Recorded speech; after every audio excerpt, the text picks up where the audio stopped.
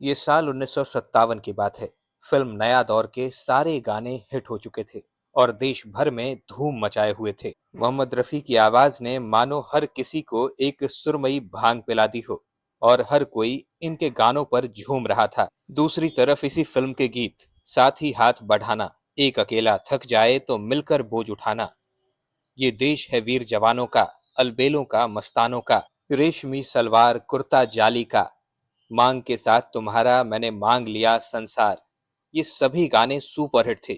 यूं तो उस दौर के तमाम महान कलाकारों ने इस फिल्म में गीत गाया था, जैसे आशा भोसले, शमशाद बेगम, मोहम्मद रफी जैसे दिग्गज कलाकार थे। फिल्म के गीत सुपरहिट होने ही थे क्योंकि साहिर लुधियानवी ने इस फिल्म के गीत लिखे थे और ओपी नैयर का संगीत फिल्म में था। इस फिल्म ने भारत में सबका मन मोह लिया था।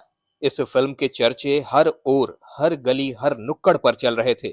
लेकिन उसी दौर में शुरू हुआ एक घमंड का खेल। महान वैज्ञानिक अल्बर्ट आइंस्टाइन का एक आदर्श वाक्य है जो हर दौर में उतना ही घमंड पर प्रासंगिक रहेगा जितना उस दौर में था और आज भी।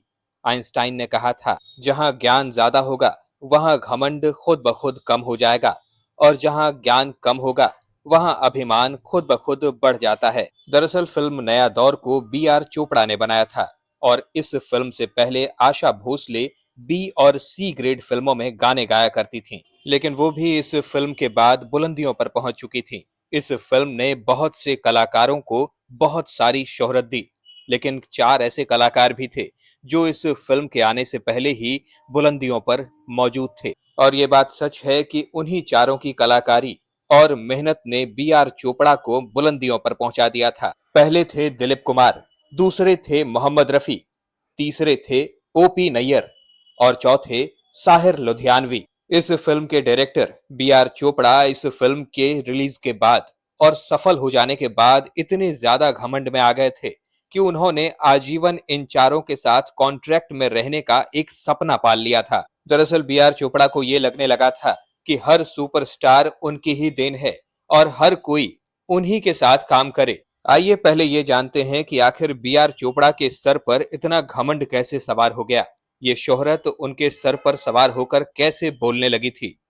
दरअसल बी आर चोपड़ा का जन्म एक पीडब्ल्यूडी कर्मचारी के घर पर पंजाब में हुआ था। समय बीतने के साथ वो अपने परिवार के साथ लाहौर चले गए और वहां लिटरेचर, इंग्लिश में उन्होंने अपनी पढ़ाई पूरी की। अपनी पोस्ट ग्रेजुएशन की पढ़ाई पूरी करने के बाद उन्होंने सिने हेरल्ड नाम की एक मैगजीन में बतौर पत्रकार ज्वाइन कर लिया। बलदेव राज चोपड़ा यानी कि बी आर चोपड़ा का अपने इस काम से ठीक ठाक गुजर बसर चल रहा था। दरअसल वहां वो फिल्मों के रिव्यूज लिखा करते थे और उनके मन में ये ख्याल तक नहीं था कि वो एक समय आने पर फिल्मकार भी बन सकते हैं। उसी काम के दौरान उनकी मुलाकात एक बार हुई आई एस जोहर से, जिन्होंने अपनी एक कहानी बी आर चोपड़ा को सुनाई और उनसे कहा कि वो इस फिल्म का डायरेक्शन करें। हालांकि उन्हें इससे पहले फिल्म मेकिंग का कोई भी आइडिया नहीं था, लेकिन फिर भी उन्होंने इस फिल्म को करने के लिए हाँ कह दी और फिर उन्होंने इस फिल्म में दो एक्टर्स को साइन कर लिया, नईम शाह और एरिका रुक्सी।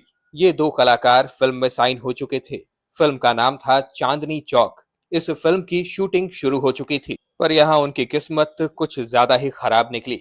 देश का बंटवारा हुआ और ये फिल्म ठंडे बस्ते में चली गई। देश के बंटवारे के बाद बी आर चोपड़ा एक फिल्मकार बनने का सपना लेकर दिल्ली चले आए।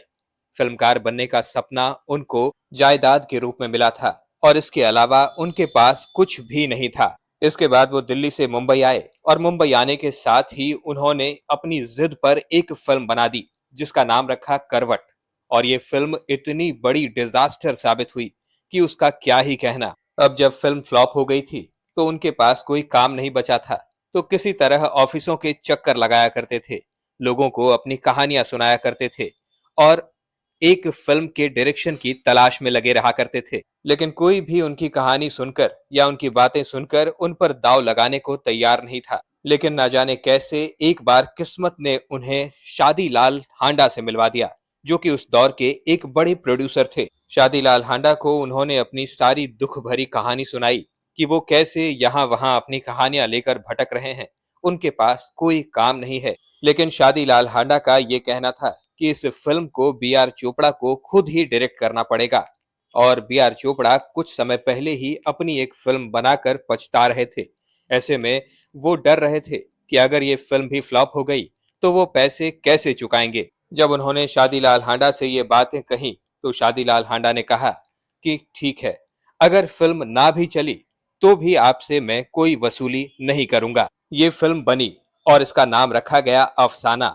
ये फिल्म आश्चर्यजनक रूप से चल पड़ी और इस फिल्म ने कमाई भी की और इसी फिल्म के बाद बलदेव बी आर चोपड़ा बन गए। इसके बाद तो बी आर चोपड़ा ने कई सारी फिल्में डायरेक्ट की और एक कामयाब डायरेक्टर के रूप में वो लगातार सफलता पाते रहे और यहीं से उनके अंदर घमंड पनपने लगा। जब फिल्म नया दौर आई और बड़ी सुपरहिट हुई तो इसके बाद बी आर चोपड़ा के चर्चे हर तरफ होने लगे थे और बी आर चोपड़ा का घमंड सातवें आसमान पर चढ़ गया था। और इसी घमंड में आकर उन्होंने नया दौर में काम करने वाले सभी कलाकारों से एक एग्रीमेंट करवाने की सोची, जिसमें लिखा था कि वो तमाम कलाकार जो इस फिल्म में जुड़े हुए हैं वो हमेशा इन्हीं के साथ काम करते रहें। और इस सिलसिले में उनकी सबसे पहली मुलाकात हुई थी रफी साहब से। उन्होंने रफी साहब को बुलाया और उनसे कहा कि रफी साहब, आज के बाद आप सिर्फ हमारे लिए गाने गाएंगे और किसी के लिए नहीं। रफी साहब बेहद विनम्र और सरल अंदाज में बोले कि मेरी आवाज तो जनता की अमानत है। जो भी फिल्मकार या संगीतकार मुझसे गाना गवाना चाहेंगे मैं उनके लिए जरूर गाऊंगा। मैं सिर्फ आपके साथ बंध कर नहीं रह सकता। मुझे माफ कीजिएगा, आपका ये प्रस्ताव मुझे बिल्कुल भी मंजूर नहीं है। शायद बी आर चोपड़ा को ऐसे जवाब की उम्मीद नहीं थी और वो बहुत जोर से भड़क कर रफी साहब के मुंह पर बोल पड़े कि अब तुम मेरी फिल्म में कभी गाना नहीं गाओगे, मैं अब तुम्हें कभी मौका नहीं दूंगा।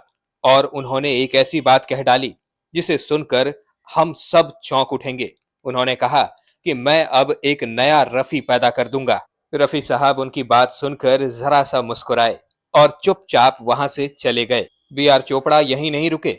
उन्होंने देश के तमाम बड़े प्रोड्यूसर्स को फोन किया और उन सब से कहा कि अब रफी को कोई भी काम नहीं देगा। लेकिन बी आर चोपड़ा द्वारा गुस्से और घमंड में कही गई इस बात का पछतावा उन्हें बाद में हुआ। उस वक्त तो उन्होंने गुस्से गुस्से में बहुत कुछ कह दिया, लेकिन बाद में उन्हें इस बात का काफी ज्यादा अफसोस हुआ था। लेकिन इसका प्रभाव रफी साहब के करियर पर भी पड़ा। उन्हें काम मिलना सचमुच बंद हो गया, या यूं कहें कि बहुत कम हो गया, क्योंकि बी आर चोपड़ा उस समय के बड़े डायरेक्टर बन चुके थे और उनकी बात को कोई भी टाल नहीं सकता था। लंबे समय तक रफी साहब की आवाज कम सुनने में आने लगी और रफी साहब ऐसे में कुछ नहीं बोले, वो चुपचाप रहे। और एक समय बाद सबको लगने लगा कि रफी साहब के बिना तो ये फिल्म इंडस्ट्री ही अधूरी है। और इसके बाद सभी प्रोड्यूसर डायरेक्टर्स ने ये ठान लिया कि बी आर चोपड़ा की धमकियों से डरने की बजाय अगर वो रफी साहब को मौका देंगे तो शायद उनकी फिल्में भी अच्छी चलेंगी। इधर बी आर चोपड़ा अपनी कोशिशों में लगे रहे और उन्होंने जो कहा था कि मैं दूसरा रफी पैदा कर दूंगा, उस कोशिश में लगे रहने के बावजूद भी वो दूसरा रफी पैदा नहीं कर पाए। वो रफी साहब से मिलती जुलती कई आवाजों को ढूंढते रहे, उनको मौके देते रहे, लेकिन फिर भी वैसी आवाज जो रफी साहब की थी वैसा वापस पा पाना, वैसी आवाज को दोबारा से जन्म दे पाना, ये नामुमकिन सा था। हालांकि रफी साहब से मिलती जुलती आवाज महेंद्र कपूर की थी और महेंद्र कपूर से बी आर चोपड़ा ने काफी सारे गीत गवाए थे। लेकिन पते की बात यह है कि खुद महेंद्र कपूर भी रफी साहब को ही अपना गुरु मानते थे। महेंद्र कपूर ने काम तो बहुत किया, उनके भी गाने सुपरहिट रहे, लेकिन वो रफी साहब की जगह कभी नहीं ले पाए। बी आर चोपड़ा को भी ये एहसास हो गया था कि उन्होंने रफी साहब से इस तरह बदतमीजी करके बहुत बड़ी गलती कर दी है। लेकिन सब कहते हैं कि बी आर चोपड़ा काफी जिद्दी किस्म के इंसान थे। उन्होंने अपनी गलती अंदर ही अंदर तो मान ली थी, लेकिन वो बाहर से बिल्कुल भी पता नहीं चलने देते थे। इसके बाद बी आर चोपड़ा के भाई यश चोपड़ा, उन्होंने भी अपने भाई बी आर चोपड़ा के खिलाफ एक बैनर का निर्माण कर लिया जिसका नाम रखा यश राज फिल्म्स। कहा जाता है कि बी आर चोपड़ा 3 दिन तक यश चोपड़ा से नाराज रहे थे और उन्होंने खाना भी नहीं खाया था। इसके बाद यश चोपड़ा ने एक फिल्म बनाई जिसका नाम रखा वक्त। इस फिल्म के लिए उन्होंने अपने बड़े भाई बी आर चोपड़ा से पूछा कि क्या इस फिल्म में रफी साहब से एक गाना गवा सकते हैं। इस पर बी आर चोपड़ा समझ गए कि जब मेरा छोटा भाई ऐसा पूछ रहा है तो इसका मतलब साफ है कि नया रफी पैदा नहीं किया जा सकता। उन्होंने चुपचाप रफी साहब को इस फिल्म में गाना गवाने की सहमति दे दी। इस पूरे मामले पर रफी साहब ने कभी कुछ भी नहीं कहा। वो चुपचाप बस वक्त को देखते रहे और अपनी जिंदगी जीते रहे। जब यश चोपड़ा ने रफी साहब से इस फिल्म का गाना गवाया, तो ये गाना खुद ब खुद एक किस्मत का करारा जवाब था। इस गाने के बोल थे, वक्त से दिन और रात, वक्त से कल और आज, वक्त की हर शय गुलाम, वक्त का हर शय बिराद। मोहम्मद रफी साहब की तरफ से वक्त ने खुद जवाब दे दिया था।